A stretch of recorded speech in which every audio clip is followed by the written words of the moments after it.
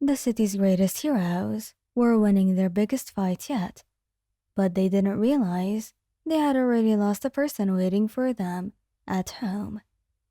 The fluorescent lights of the emergency room burn too bright against your eyelids.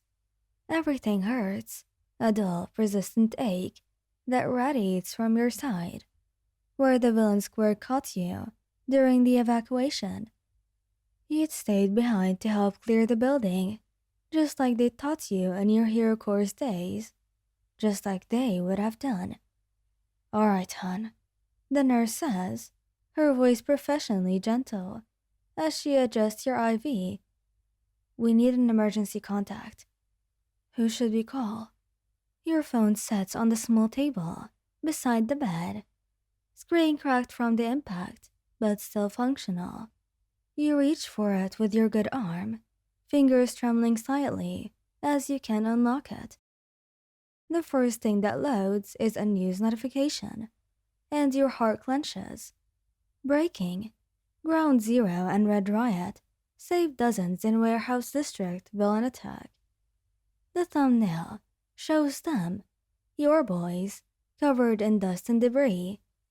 Bakugo's got that feral grin he always wears after a good fight, explosions still sparking around his palms. Kirishima's got his arm slung around Bakugo's shoulders, hardened skin just beginning to fade back to normal. That brilliant sunshine smile directed at the cameras. They're okay. They're safe. They're winning. The nurse clears her throat gently, waiting. Your thumb hovers over Bakugo's contact. The photo you took of him scowling at the camera, with Kirishima messing with his hair. That ridiculous selfie he'd taken with all the three of you, his arms stretched to fit everyone in frame. You remember this morning, Bakugo had woken you up with kisses pressed to your shoulder, grumbling about how you'd stolen all the blankets again. Kirishima had made breakfast, humming off-key, while he burned the eggs just slightly, the way you'd grown all to love. They'd both kissed you goodnight at the door. Bakugo stay safe idiot, disguising the worry in his crimson eyes, and Kirishima's, text us when you get there, accompanied by one more tight squeeze. They'd headed east, you'd headed west. The city had other plans for all of you. Miss? The nurse prompts again. You look at the news photo again. They're already dealing with their own crisis, already saving lives, being heroes, doing what they were born to do. The warehouse district is across the city. They're probably still there, still doing cleanup, still being interviewed by dozens of reporters, still being the heroes everyone needs them to be. You think about the phone call, about how Bakugo's voice would go tight, with barely restrained panic, about how Kirishima would probably knock over 3 civilians in his rush to save you, about how they'd drop everything, leave the scene, abandon their post-battle responsibilities, the interviews, the reports, the debriefs, all for you, all for some bruised ribs and a concussion. I don't have anyone to call, you say, the light tasting like copper on your tongue. You lock your phone and set it face down on the table. I'm fine. The nurse's expression softens with something that looks like pity, and you hate it. Are you sure? There's no one we can... I'm sure. You managed a smile that feels like it might crack your face. Really? It's not that serious. She doesn't look convinced, but she nods and makes a note on her clipboard. The doctor will be in soon to discuss your CT results. Try to rest. Rest? Right.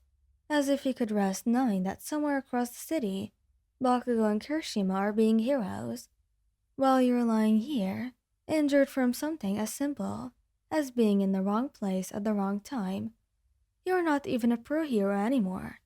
You've taken the office job, the safe job, the one that was supposed to keep you out of trouble, yet they still worry about you.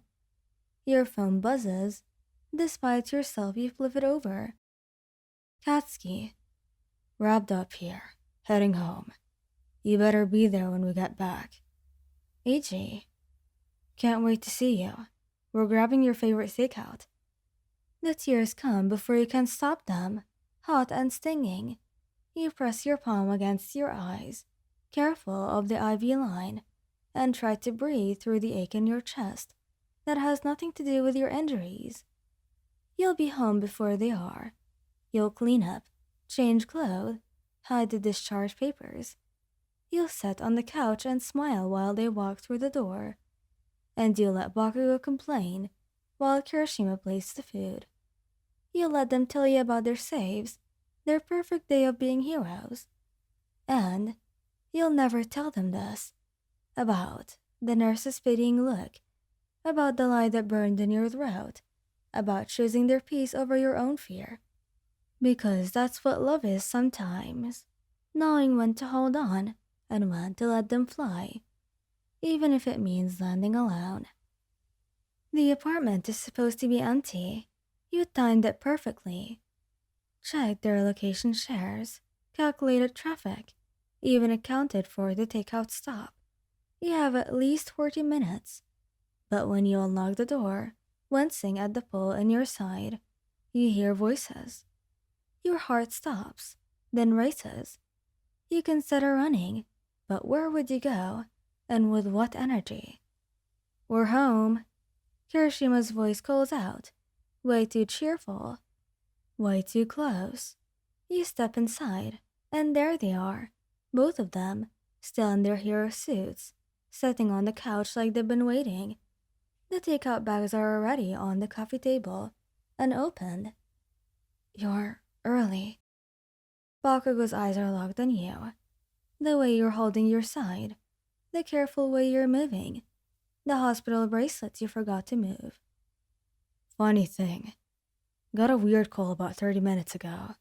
Something about our emergency contact information being outdated in the city database. Your stomach drops. Well, Katsuki, they wanted to confirm our relationship to a patient who checked herself out.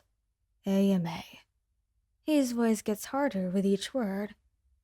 Against medical advice. Ring any bells. Kirishima stands, and the hurt in his eyes is worse than any injury. You told them you didn't have anyone to call.